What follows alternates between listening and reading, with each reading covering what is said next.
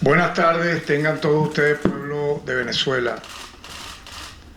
Hoy lunes, empezando esta semana, previo a una gran fiesta patria, como es el Día del Trabajador, a quien saludamos a todos los trabajadores y trabajadoras de este hermoso país, Venezuela, que han hecho lo posible siempre para que en medio de ataques, sanciones, conspiraciones, intentos por cualquier vía violenta y sobrevenida de quebrar la estabilidad del país, los trabajadores y trabajadoras de Venezuela han sido un sostén, una reserva moral inquebrantable para la paz de la patria.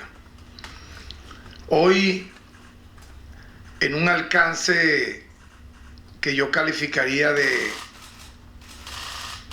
revelador, pero al mismo tiempo para nosotros sin mayor sorpresa, en tanto cuando se detuvo el 9 de abril al jefe de esta mafia corrupta, criminal, el Aizami, su operador financiero que lo utilizó para la quiebra digital, y vamos a ver luego también para el caos económico, y lo adelanto en base a lo que el día de ayer en una entrevista televisiva asomamos: la abierta, premeditada conspiración política, jugando a dos bandas.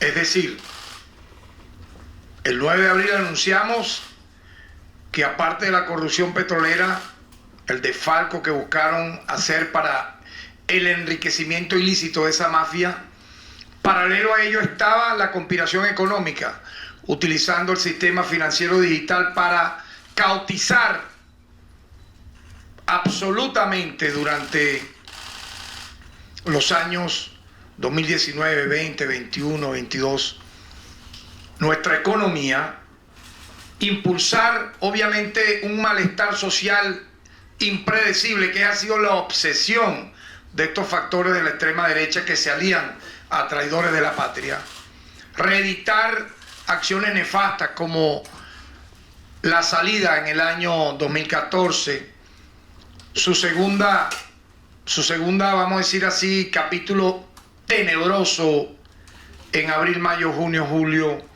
del año 2017, que contó con la traición absoluta de factores vinculados al poder legislativo y al poder ciudadano, encabezado por quien fuese en triste hora ex fiscal general de la República, la innombrable. Y esta obsesión de buscar por la vía violenta, callejera, captando traidores, utilizando las sanciones económicas, que son sanciones coercitivas unilaterales que han promovido las violaciones masivas a los derechos humanos. Se le entregó un alcance al Estado venezolano de esas consecuencias de violaciones masivas a los derechos humanos que han producido las sanciones coercitivas unilaterales al fiscal de la CPI, Karim Khan, en su reciente visita. Entonces, calculemos la puesta en escena de esta mafia traidora que no tuvo desparpajo alguno para, como lo dijimos en la rueda de prensa del 9 de abril cuando anunciamos, y que dejó perplejo a factores que decían una y otra vez, como si fuese una cantaleta durante casi un año, ¿dónde está el Aizami? ¿Y el Aizami para cuándo?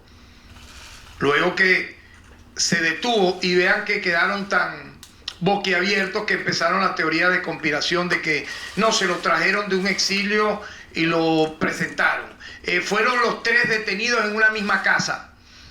Por Dios, los tres fueron detenidos en sus respectivas guaridas, que no eran una misma casa. Eso fue un trabajo que se hizo impecable de monitoreo, de vigilancia, que se mantuvo durante todo el año 2023 y el primer trimestre del año 2024, que generó esas detenciones, y voy a dar un alcance de otras nuevas detenciones para fijar de manera definitiva el número que tenemos de detenidos, de imputados, de procesados, tanto en la primera fase de la acción judicial de PDVSA Cripto iniciada en marzo del año 2023 y esta segunda fase en abril del año 2024. En tal sentido, el día de hoy vamos a hacer énfasis en cómo, tal como lo preanunciamos sin mayor detalle en días pasados, no era solamente corrupción moral, mental, de espíritu y de alma de esta gente, sino también la corrupción política, ideológica, que los llevó sin ningún tipo de vergüenza a aliarse con los peores enemigos de la patria, los que han promovido en Estados Unidos y en Europa las sanciones de las cuales detallé contra nuestro país, que se están acercando a 1000 medidas coercitivas unilaterales. Vean esto, se aliaron a estas personas y el trabajo del Ministerio Público impecable, como lo hemos demostrado en tantas otras tramas de delitos comunes, de delincuencia organizada, de terrorismo, de conspiración, de combate a los delitos comunes, lo hemos demostrado. Ese profesionalismo, esa atención a lo que es la experticia detallada de buscar, de extraer por todas las vías, utilizando obviamente la criminalística, la ciencia forense, los más importantes hallazgos, nos ha llevado entonces a certificar absolutamente, sin duda, que había una conspiración política absolutamente ligada, totalmente ligada a la corrupción petrolera de esta mafia y a la búsqueda de la conspiración económica. Incluso uno de los que está cantando más que Pavarotti, pero hemos tenido incluso que dejarlo días para que no siga hablando, porque, oye, cálmate. Por parte, señor y otro señor también. Ellos progresivamente han ido dando los datos para llegar a estas conclusiones brutales, realmente aborrecibles, en donde se alían de forma absoluta ambos, vean esto, ambos bandos se dan asco entre ellos, o sea, se odian, se dan asco, pero dicen, bueno, vamos a unirnos para derrocar al gobierno legítimamente constituido utilizando todas las vías, incluyendo, y aparecen allí mencionados estos dos grupos de traidores y de la extrema derecha con apoyo extranjero a la operación Gedeón. Tenían que ver estos corruptos petroleros de forma visible, lo sabían de la operación Gedeón. De verdad no tienen perdón. No tienen perdón. Por lo tanto, es esa unidad de los sectores traidores a la patria que se infiltraron en PDVSA, en Sunacri, etcétera, con la extrema derecha rancia, fascista, que odia al pueblo de manera tal que lo vemos en las imágenes, en los videos. No permiten que se le acerque a la gente y cuando lo hace es un rostro de asco, de repugnancia absoluta, pero dicen como ellos hablan, ¿no? Vamos por la coartada electoral, que sea la excusa para la insurrección. No les va a servir, no les ha servido. Por lo tanto, quiero destacar que los actores que aparecen involucrados, y lo voy a dar en secuencia, en esta lamentable conspiración política vinculada a la corrupción de PDVSA Cripto, en primer lugar es el jefe de esa mafia, el Aizami, como jefe político de la banda criminal. En segundo lugar aparece a quien él lanza como intermediario, como especie de enlace, para ser su representante, y ahí lo vamos a visualizar. A Samar López lo colocan como el enlace, el representante, el embajador, entre comillas, del Aizami y del grupo que él lideraba, que son todos los detenidos, óigame. En esta conspiración política no es que están solo estos tres, más los de PDVSA Cristo en la segunda fase, no. Todos los detenidos en la primera fase también. Los 54 detenidos que sabían de esto. Aparecía entonces como el intermediario, el representante de él, para hablar con estos factores. Por lo tanto, yo quiero que vayamos un poco visualizando, ¿no? Este aparece como el principal jefe político de la mafia corrupta criminal, este bichito. Su mano derecha para este plan era este que está acá. Porque aparecía hablando, bueno, este sujeto me confesó a mí, Samar López, en varios días de entrevista, que él calcula que pudo haber hablado desde el año 2018, 2019, 2020 y en adelante, más de 40 horas. Calculemos lo que es más de 40 horas él dice un programa que se llama Zoom, de teleconferencias y aparte de llamadas telefónicas. Pero cuando hablaban en banda, 5 o 6 de ellos, era a través de esa plataforma Zoom. Obviamente, estos dos que he mencionado aparecen también ahora, y es importante expresarlo uno a uno, con manos derechas que tenían en ese momento, como Antonio Pérez Suárez, vicepresidente de Comercio y Suministro, Jocelyn Ramírez, superintendente nacional de criptoactivos, Uber Roa, entre otros, ¿verdad? El entorno más directo de estas personas, con nada más y nada menos que, vamos a ver acá uno a uno, Julio Borges. No te vayas a desmayar, Borges. Todos sabemos que eres un chorreado, pero calma. Lo bueno no ha empezado.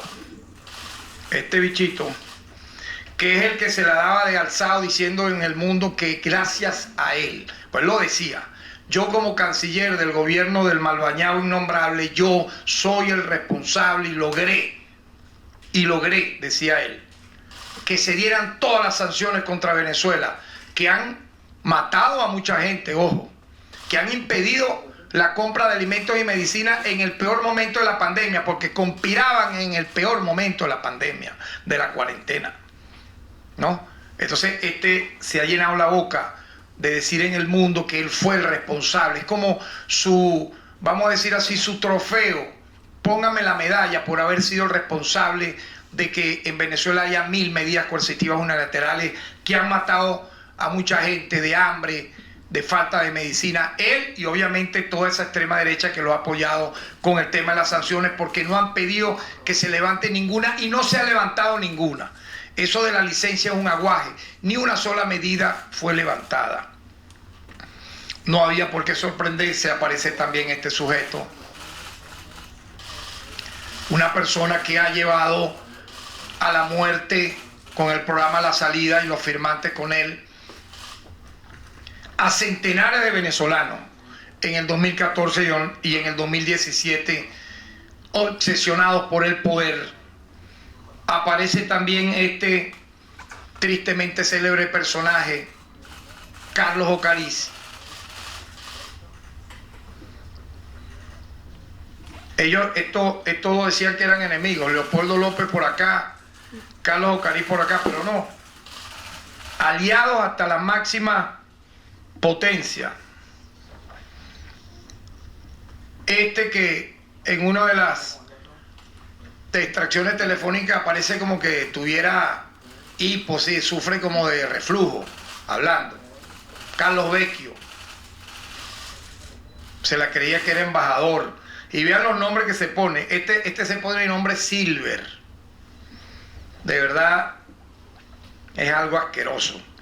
Se autonombra, que está acá, Derek. O sea, ¿qué es eso? Silver y Derek. Eso parece como que en la película aquella, Secreto de la Montaña. Silver y Derek, actores de reparto. Silver es el señor Vecchio y Derek, que es Leopoldo, porque así se llaman ellos entre ellos. Y aparece James Story como el enlace de una potencia extranjera para a todos ellos vincularlos uno a uno en esta grandísima acción brutal criminal contra nuestro país.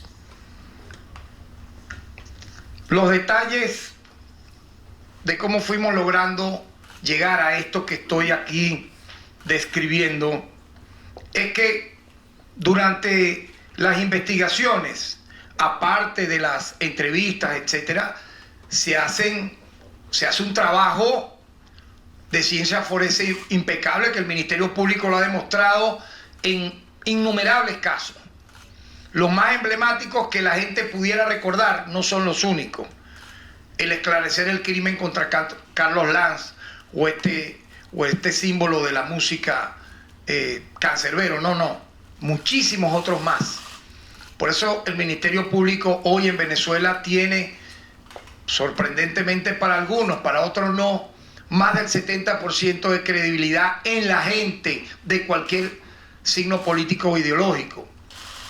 Y como decía el jefe de Estado en varias alocuciones, nos ha colocado, lo ha dicho el presidente Nicolás Maduro, y así mucha gente lo percibe también, como uno de los ministerios públicos de mayor profesionalismo en América Latina y el mundo.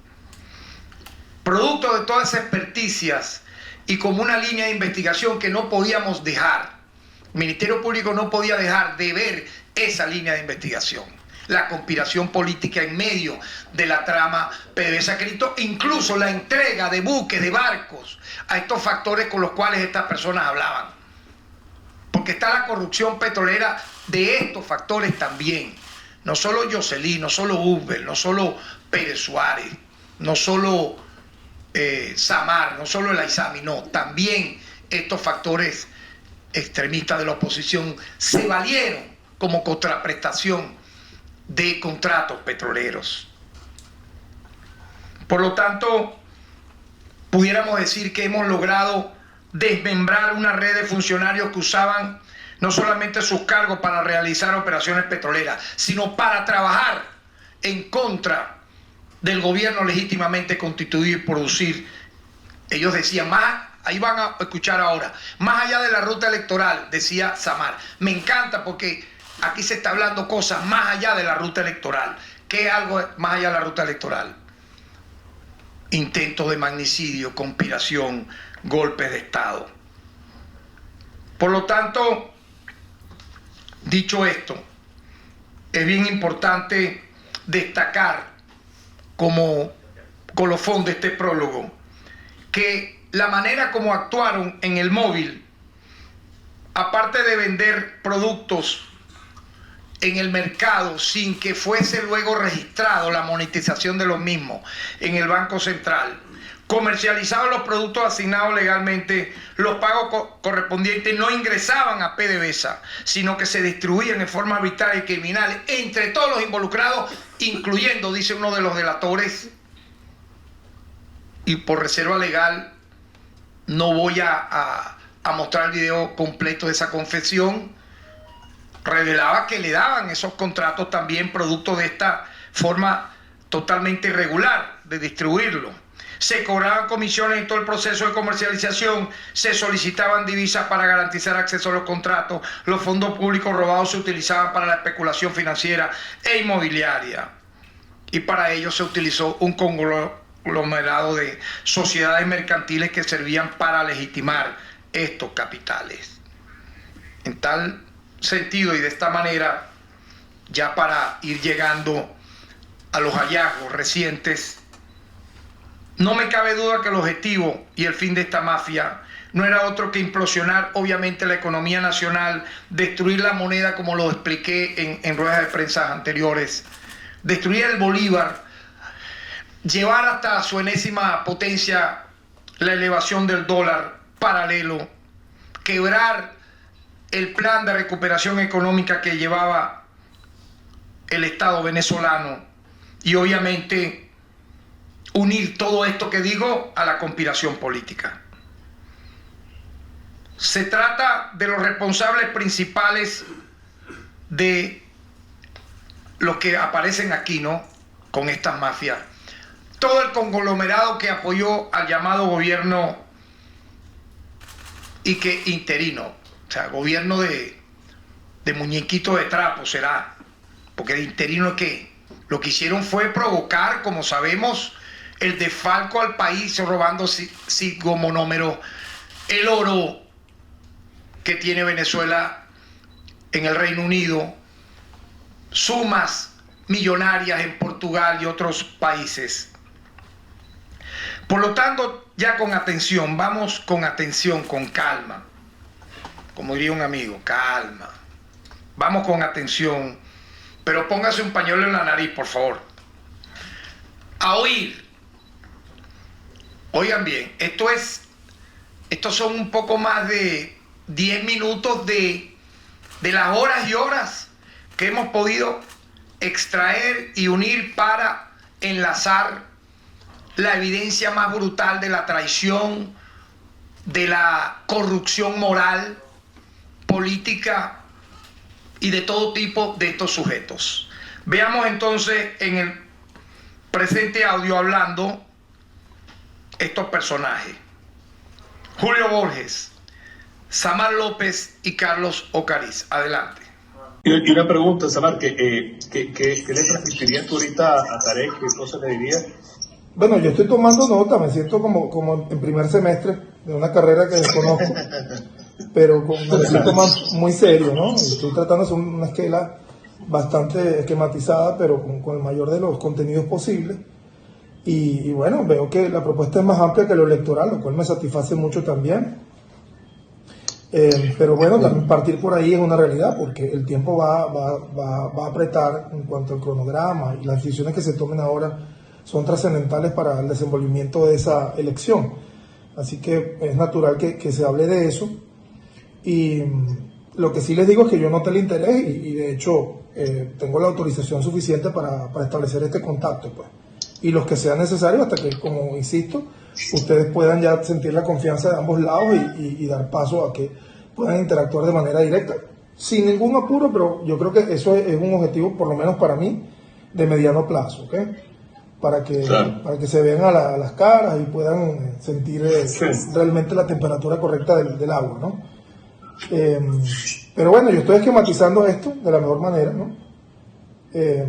Y bueno, lo veo en lo institucional, en lo interno, en lo del partido y en lo internacional, ¿no? Como esos 4 puntos iniciales, y después tengo aquí bien claro la urgencia de la parte europea. Y creo que con eso podemos comenzar y ya mañana tener un feedback, ¿no? No, lo que te decía es que hemos tocado otros enlaces importantes, pero nos falta, como decía Julio, creemos que en este momento el peso de Tarek es importante, y por eso queremos más bien escucharlo y que nos escuchen, pues, ¿no? Pero sí creemos que será una oportunidad. Inclusive los mismos americanos, ellos están también evaluando todo, pues, ¿no? Y creo que también hay posibilidades ahí. O sea, creo que es un momento bueno para hablar, y más con la pandemia. O sea, pareciera que la pandemia va a impulsar o a crecer más. Eso nos obliga, a todos a buscar centro y a buscar cómo nos podemos apoyar unos a otros, ¿no? Por la gente, sobre todo. Entonces, me parece que hay como muchas oportunidades o muchas cosas se están dando para poder promover por lo menos estas conversaciones, para ver qué pasa, ¿no? Bueno, fantástico. Yo no pude adelantar mucho porque no sabía el contenido de esta conversación, así como ya la estamos teniendo. Y les ofrezco, por supuesto, todo un apoyo. A todas luces, en este momento, realmente es más bien una gran ventaja, ¿no? Porque mi esfuerzo va a estar en que ustedes puedan consolidar un canal serio de comunicación sin ruido alguno, ¿no? Yo voy a adelantar entonces de transmitir este mensaje inicial. Me gustaría tener un feedback en las próximas 12, 14 horas y llamarlos de inmediato Seguro. para saber cómo andamos. Yo sí noté el interés en saber y la disposición de construir cosas, ¿ok? Y después usted tomará las riendas, bueno, que de hecho las tiene, pues lo digo, la comunicación directa, me refería yo a eso, para que... Y eso se puede lograr, que en un momento dado la comunicación sea directa. Realmente tenerte a ti más bien nos da mucha confianza en esto, ¿sabes? Julio, yo estaré el tiempo que sea necesario y eso no es un problema, ¿ok? Aquí nos entendemos a la política o vemos qué carajo hacemos. Ahora, por supuesto, el plan de Maduro es quedarse. Bueno, entonces, eso no podemos obviarlo, pues. ¿Entiendes? Entonces, mira, vamos a ver que queremos que Maduro se quede. No, entonces, ok, está bien. No nos tenemos que convencer entre nosotros de que ese no es el objetivo. Pero tenemos que tener claro que el tipo se quiere quedar y que el tipo va a hacer todo para quedarse. Eso no podemos desaparecer. ¿Entiendes? Que queremos que los Estados Unidos sabemos que los Estados Unidos dicen que se tienen que ir en 48 horas, que todos sus dos cercanos colaboradores y se vayan para acá. Eso también lo sabemos, pero eso tampoco significa que eso va a pasar. Entonces, en el medio nos toca a nosotros que al final, mira, Trump un día va a dejar de ser presidente, a Jimmy un día lo van a cambiar para el Medio Oriente, la Flor se irá para donde se tenga que ir, y nosotros vamos a quedar con este país, compadre. Sí. Sí. ¿Y cómo va todo? Bien. Mira, hay cosas que quería hablar contigo que yo creo que son importantes. Ok. Y te las hablo como amigo tuyo para ver cómo las hacemos, ¿sabes? Ok, perfecto. Fíjate, estaba leyendo aquí lo que hay una cantidad de rumores de vainas militares arrechas, ¿no? Pero fíjate, yo lo que te digo es lo siguiente, que ver cómo lo podemos replantear en respuesta de vuelta. Ayer hablé con Jimmy y Jimmy tuvo una reunión con todo lo que es su cogollo, llamémoslo así, que donde está la gente de la Casa Blanca, Mauricio, donde está el embajador Cosa, que es el segundo de la Secretaría de la Cancillería gringa, y estaba Elliot, ¿no? Y me dice Jimmy que plantearon las conversaciones que hemos tenido tú y él y tú y yo, pues, o los tres, pues. Sí.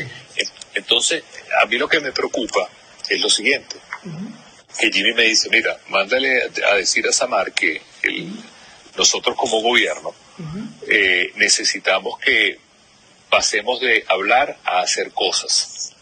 Entonces, nosotros necesitamos que Samar o la gente alrededor de Samar pueda hacer cosas concretas y ¿cómo le llamaríamos? Como disruptivas, como cosas verdaderamente impactantes.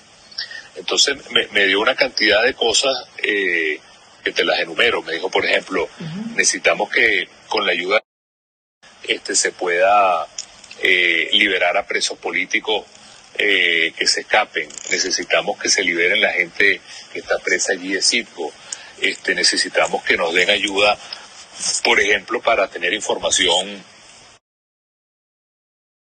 Y me dijo una cantidad de cosas de ese tenor, ¿no? Como 5 o 6. Entonces, yo le dije, mira, Jimmy, entonces me dijo, bueno, si eso no se hace, nosotros vamos a cortar la comunicación con él y dile que nosotros le ponemos un ultimátum, porque si no vamos a poner lo que habíamos hablado, que es el tema de una recompensa sobre su persona. Caramba. Entonces, yo le dije, mira, Jimmy, yo creo, y te lo digo, coño, como alguien que está 100% con las antenas en Venezuela, que pedir eso y ponerle un ultimátum a Samar no tiene ningún sentido, a menos que ustedes digan, bueno, vamos para adelante y vamos a atropellar a todo el mundo y se acabó, pues.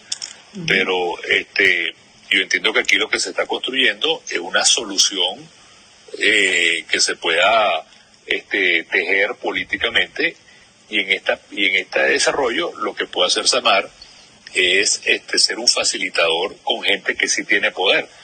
Entonces, él me dice, sí, pero nosotros lo que no queremos es, de nuevo, entrar en una dinámica de hablar con Samar, como ha pasado, y que no se llegue a nada. Entonces, honestamente me parece que no se está entendiendo, o sea, no se entiende bien las coordenadas de todo esto, ¿no? y es probable que haya una enorme presión allá de que tiene que lograrse sí así algún tipo de solución. Eso también yo creo que está en la cabeza de ellos. Y yo lo que veo, que es lo que yo te planteo, es que quizás lo que yo pueda decirle a ellos para que tengamos una próxima reunión es que lo que yo veo más fácil son las cosas que puedan ser más viables.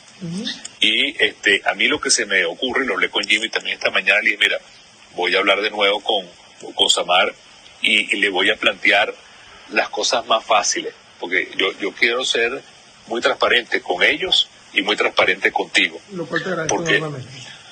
Porque tampoco quiero tener la percepción de que yo estoy de alguna manera como intermediario casi, no, yo simplemente soy un facilitador y no quiero ni que ellos me pongan a exigir cosas imposibles ni ponerte a ti en una situación también desagradable que para ti, para mí estas cosas, ¿no?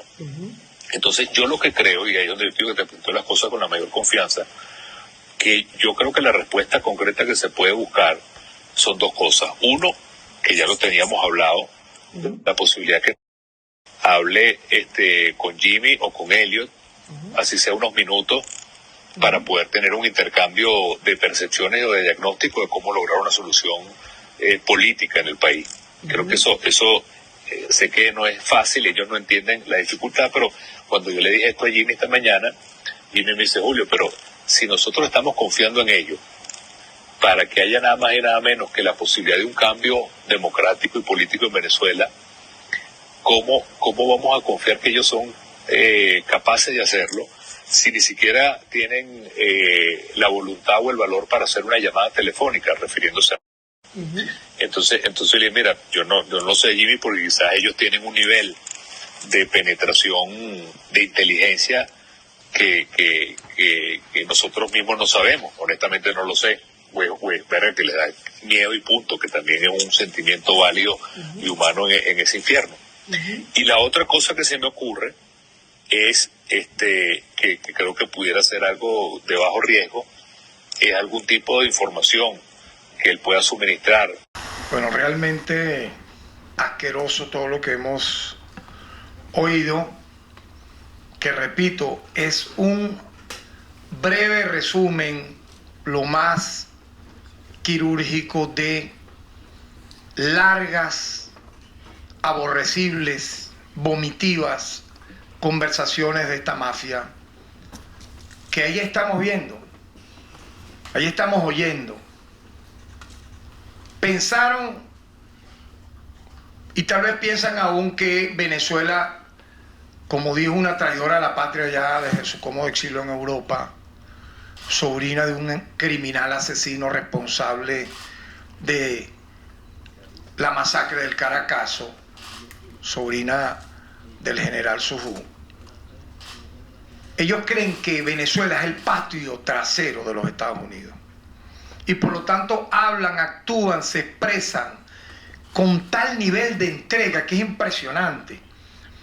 ¿Acaso Borges, Ocarija y Samar estaban hablándole a una asamblea comunal en el barrio Simón Rodríguez del Tigre o en alguna barriada popular de Caracas? Estaban hablándole a un colectivo social en Petare. No, hablaban casi que rendidos, arrastrados, nombrando como si fuesen dioses a James Story y a una persona que obviamente juega un papel sumamente delicado en toda esta trama, como es Foley, Rafael Foley. Lo mencionan varias veces.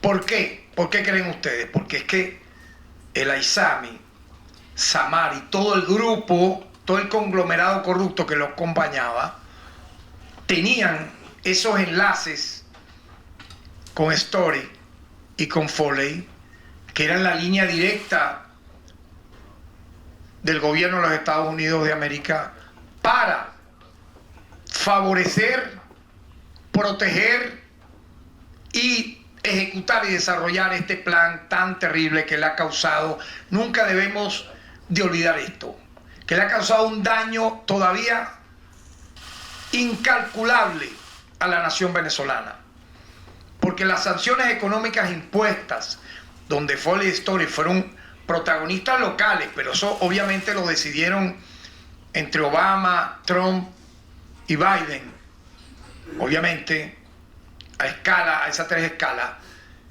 Estos lacayos, estos traidores a la patria que no, o sea, ¿qué nacionalidad venezolana pudiéramos decir tienen?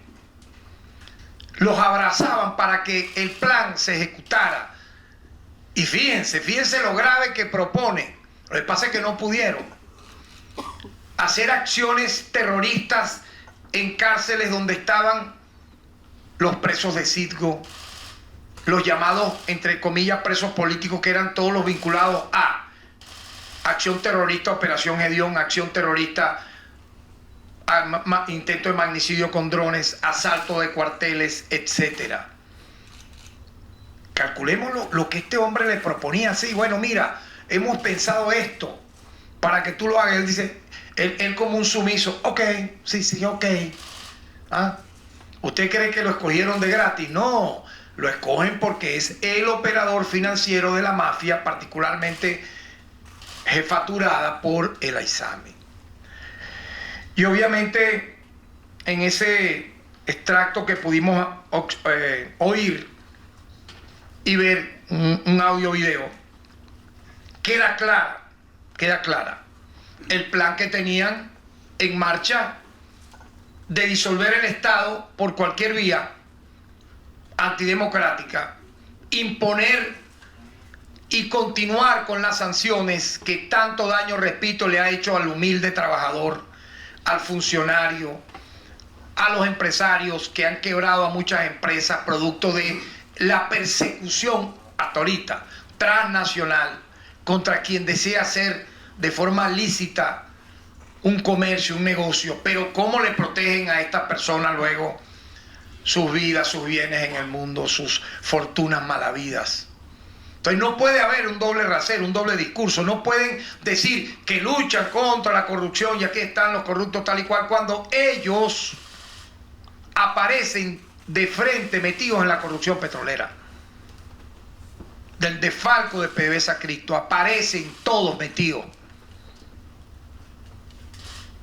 Porque el propio Samar ha confesado cómo eran esas transacciones y los contratos que le daban. Por lo tanto, si quedaron un poco pensativos con este cochino audio, video, veamos este segundo, donde aparece como personaje 2 actores de Secreto de la Montaña, Derek y Silver, Leopoldo López, Samar López y Carlos Vecchio. Veamos, por favor. A lo mejor este es un momento que es más interesante para plantear lo que habíamos hablado hace unas semanas, ¿no? Me gustaría escuchar la apreciación de ustedes, de las conversaciones que han tenido, pero yo creo que esto puede ser incluso un momento más interesante para poder avanzar. Pero bueno, lo dejo hasta aquí en esta primera y larga intervención. No, tranquilo, buenísimo. No, tranquilo. Mira, a ver, que ahora nadie sabe nada porque todo el mundo está súper cauteloso, ¿no? Y es una realidad. O sea, no es que tú vas ahora de visita y están tan espléndidos como en el pasado. Y es muy natural porque ahí hay una combinación de la tenaza esa que describes es perfecta, ¿no? Y la cohesión viene como producto del terror. ¿Eh? ¿Por qué? Porque fíjate, están allanando hasta oficiales, como te comenté, un caso personal que conozco y algunos otros que hemos escuchado, gente que tenía una distancia suficiente como para no estar metido en el rollo, o que no sabían ni siquiera de qué se trataba esto, pero eso va a ser muy disuasivo. Yo logré hablar con, que es el único que he hablado largo rato de este tema descarnadamente, porque lo vi en un sitio fuera de su despacho, y ellos en su despacho son bastante cautelosos, ¿no? Pero cuando hablé con él, me dijo, mira, o sea, aquel que estaba pensando en ¿cómo se llama? O coqueteando con la idea de establecer algún tipo de acuerdo, hoy día está muy temeroso y no sabemos realmente qué hay detrás de todo esto. Eso fue hace ya unos 8 días. Yo no he visto mayores avances, o por lo menos no han dejado saber que hay mayores avances. Realmente lo que están haciendo es como refritos y sacando la cosa por pedacitos, estirando la liga. Pero lo que sí es cierto es que las condiciones que pueden causar el descontento siguen estando, pueden incrementarse. Con respecto a lo otro, yo recuerdo haberles advertido de un oficial que ahí estaba, que yo les conté que seguía en contacto con ellos, ¿no? Sí, claro, se queda. Y oye, mira, yo a ese señor no lo conozco, no sé, es la primera vez que escucho ese nombre, o sea, lo dije porque lo escuché ahí y me pareció sensato y que no era una traición para ningún lado decir una cosa que es una realidad, ¿no? Más bien lo pensaba yo Si como tú algo legal. no lo dijiste 10 días antes. Así es. Y si alguien no tenía ni puta idea de esta vaina era yo, ¿no? Porque yo sí veía que hablaban de este plan y a mí me parecía una fantasía de televisión más, ¿no? Pero bueno, mira cómo resultó esto, ¿no? Pero a ti cuando te lo mencionaron como un carajo que estaba allá montando una operación para ellos. Pues. No, a mí me lo mencionan como que el tipo se sentía abandonado.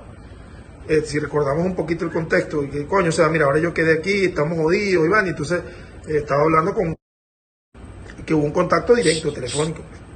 ¿Okay? Y dijo, dígase algo y tal, o sea, como invitándolo, pues. Pero él tampoco me lo dijo, o sea, no le dio mayor énfasis, no hubo ningún punto acentuado en la conversación, fue algo muy light y yo con la misma se lo transmití, o sea, lo que para mí era relevante era que alguien que había estado ahí seguía en contacto con esta gente, pues. Pero no vi nada extraño, pues, no vi nada extraño. Solamente, obviamente, cuando sucede toda esta situación, que esta ha sido una situación sobrevenida, de la cual hemos hablado de varias, pero no sabíamos esta, apareció el nombre y sí lo hablé con el alcalde y dije, mira, fíjate esta vaina, ¿no? Curiosamente. Sí, hola. Curiosamente. Por eso es que es muy importante. Bueno, yo lo que yo creo que ahí ocurrió, hermano, es que a él por frustración, por desesperación, por personalidad también, por muchos factores, lo asumieron pues como propio y consciente o inconscientemente él entró en ese juego. La sociedad civil no puede estar subyugada a un esquema, coño, que la fuerza nos tiene, porque yo te digo, o sea, a veces hay palabras que para mí son duras y espero me entiendan y lo voy a decir francamente. A veces cuando hablamos de dictadura a mí me parece muy, muy pesada la palabra, ¿no? Y yo, bueno, pero me cuestiono, ¿no? Y bueno, como buen demócrata. Coño, pero si algo se parece a una dictadura es ahora, ¿viste? Sí, vale. O sea, tú tienes la expresión del poder de las armas en la calle, la tienes allí. Ahora la expresión tiene control absoluto de la movilidad de las personas, de los alimentos, de los bienes, de absolutamente todo en el país. Coño, no, para nada. No. Y además tengo otra persona también que seguramente tiene conocimiento. ¿Ok? Perfecto. Eso no es un issue. Bueno, nada, no sé, Silver, Jorge, si ustedes tienen algo, alcalde, pero si no... No, yo diría, Sammy, digamos, avancemos en el plan que nos habíamos trazado, y veamos cómo a raíz de esa conversación podemos conseguir las pruebas de amor necesarias. Y me tocará aquí bregar eso, o en la medida que presentemos algo más concreto, me va a permitir a mí contrarrestar la otra matriz y que se han sembrado, que alguien ha sembrado y que me toca combatirla. Okay. Y ahí es donde yo voy, chamo. Y si quieres, monta tú si quieres mañana mismo con el Águila y hablamos con el Águila mañana y nos alineamos y vamos para adelante. Pero yo comparto con Derek que si antes era más importante reunirse, ahorita con mucha más razón. Carlos Vecchio habla de que tenían que entregar pruebas de amor. Pruebas de amor, vean esto, ¿no? Hablando ellos de la operación Gedeón, lamentándose del fracaso de la misma, porque en el desarrollo de las largas horas comentaban con decepción por qué y cómo esa operación había sido truncada. Incluso, vean esto, ¿no? Participaron terroristas, mercenarios, entrenados en Colombia, protegidos por el gobierno de Duque en su momento, teniendo como jefe a un criminal traidor como Cliver Alcalá, que tiene 4 causas pendientes acá en Venezuela y una solicitud de extradición.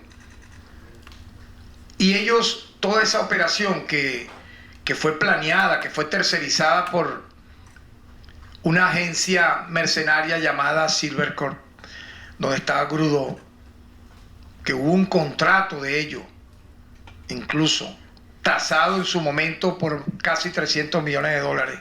Y entre otras acciones era el intento de magnicidio, asalto a carteles, asesinato serial de autoridades civiles y militares del país. Ellos le dan el eufemismo de la operación de las lanchitas. Ahí no aparece en el audio, pero es para que tengan una idea, ¿no? O sea, una acción criminal, terrorista, que iba a bañar de sangre el país, ya luego que fue derrotada, para ellos era vista de esa manera, con ese eufemismo. Incluso, vean cómo abiertamente en los audios refieren que está muy contento Samar y el equipo, y vea cómo él decía que era importante que la ISAMI conocer su opinión, y él le decía, no, yo estoy haciendo ya todo el esquema, parezco un estudiante haciéndole el esquema para presentarle todo el plan. Puede decir el ISAMI y su grupo que no estaban metidos en esto, cuando el reporte directo se lo daba Samar de las conversaciones a el ISAMI, y luego le mandaba los mensajes de vuelta del desarrollo del plan. Y tenían conocimiento, ahí se ve clarito que sabían todo lo que iba a ocurrir con el tema de Gedeón. De hecho, nombran a un militar desertor, Sequea, vinculado a Pimienta, también al capitán Pimienta, que luego participaron no solamente en el golpe de Estado del 30 de abril, sino en la operación Gedeón. Sale mencionado allí, ¿no? Realmente, sin palabras, esta serie de hallazgos, de revelaciones, de la abierta conspiración política, violenta, apátrida, para desde PDVSA Cripto ejecutar un plan que nos iba a tener en este 2024 en llamas. Sin duda, sin duda. Algo así parecido a lo que ha hecho Israel en Gaza. Tierra arrasada para la toma del poder por la fuerza. Nadie puede creer cuando hablan de momentos electorales, no, que vamos a una opción electoral, cuando hay estas evidencias. Porque no hay coherencia en esa forma de expresarse. Por un lado, hablando y que vamos a hablar, vamos a la diplomacia, y por otro, planeando operaciones terroristas, desfalcos petroleros, conspiraciones económicas, robo a activos del Estado. Pero vean este último breve video, muy breve. Largas horas de confesión y de delación de Samar López, ocurrida apenas este sábado, hace unos días, desde horas de la noche hasta la madrugada, donde certificó, comprobó, confirmó y nos dio claves más allá de lo que ya teníamos de las extracciones forenses, de las extracciones telefónicas, digitales, utilizando la ciencia forense de este Ministerio Público, los órganos auxiliares. Está rozagante el señor Samar, pero a la vez se le dice muchas veces, oye, descansa porque estás afónico de tanto hablar, de tanto delatar, cálmate, por parte. Voy a solamente a mostrar unos segundos de lo que fue su larga cooperación con la justicia, certificando todo esto que aquí él no puede negar, lo habló, lo dijo con estos actores de la extrema derecha, tanto de Venezuela como de Estados Unidos. Adelante. Siendo sábado 27 de abril del año 2024, siendo las 9:30 de la noche, paso a continuación a describir una serie de hechos que han salido en la línea de investigación de estos últimos días, en el caso relativo a la trama PDVSA Cripto. Así fue que empezó.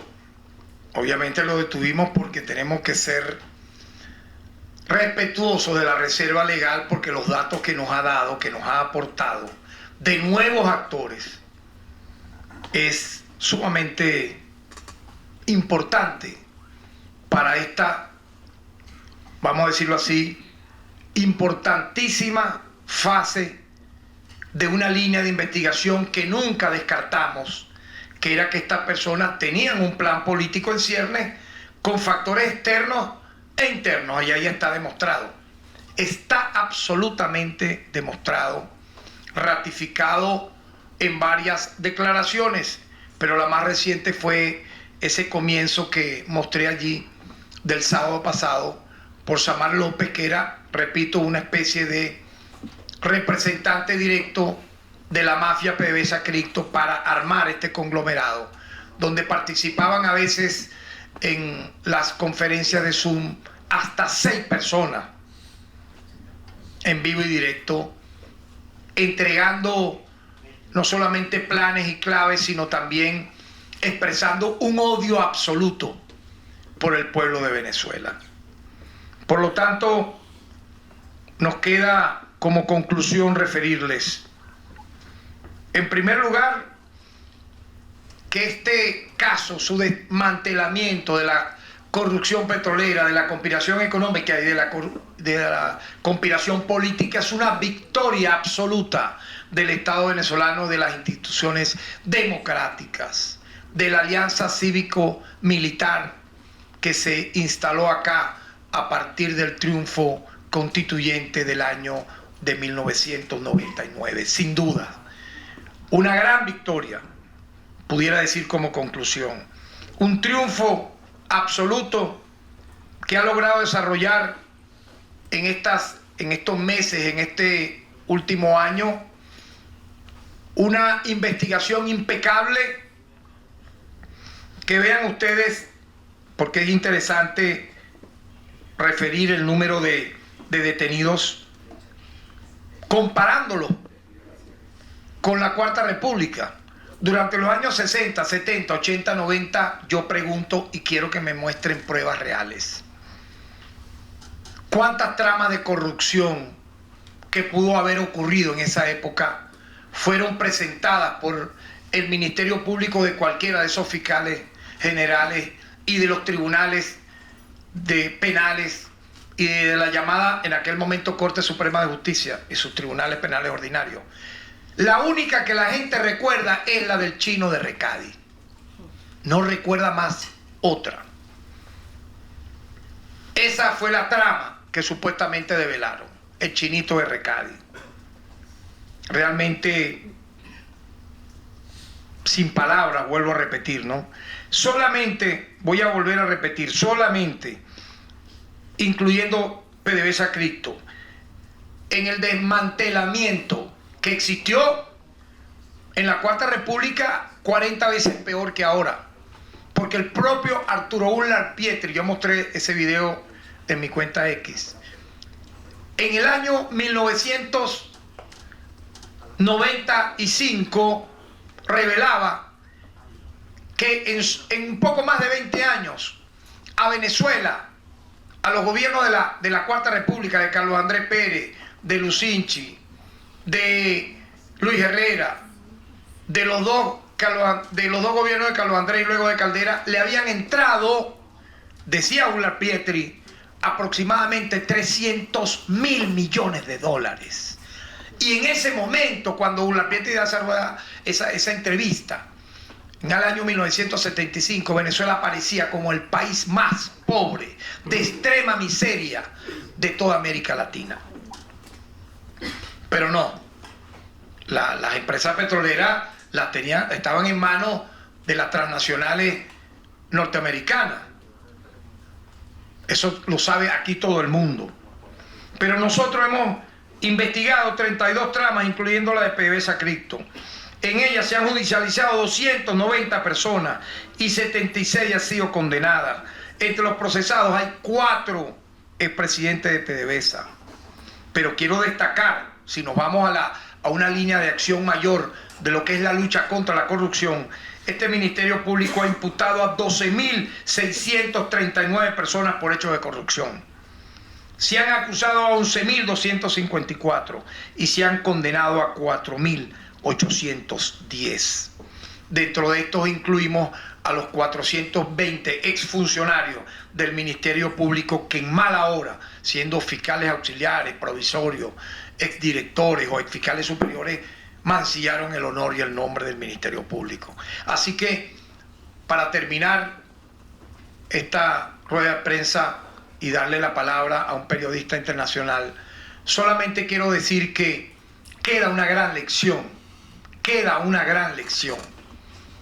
Quien se atreva a mancillar el honor de esta patria para venderse a una potencia extranjera, para promover terrorismo, conspiración y guerra, para robar, para desfalcar, sea quien fuese. Allí hemos mostrado el adelanto de procesar a 4 ministros de PDVSA, de petróleo, y a presidentes de filiales, dentro de esos casi 35 altos mandos, de esas 35 tramas de corrupción petrolera develadas, casi 300 detenidos, expresa claramente que no va a haber impunidad, ni contra los traidores a la patria que utilizando la política se convierten en agentes al servicio de una potencia extranjera, ni a los corruptos, ni a los terroristas, ni a los que practican cualquier delito vinculado a cualquiera de las maneras que castiga la ley venezolana, sean delitos comunes, sean de delincuencia organizada, sea de violaciones a derechos humanos, sea de conspiración, de corrupción, etc. Muy buenas tardes. Realiza la pregunta el periodista Luis Guillermo García por Telesur.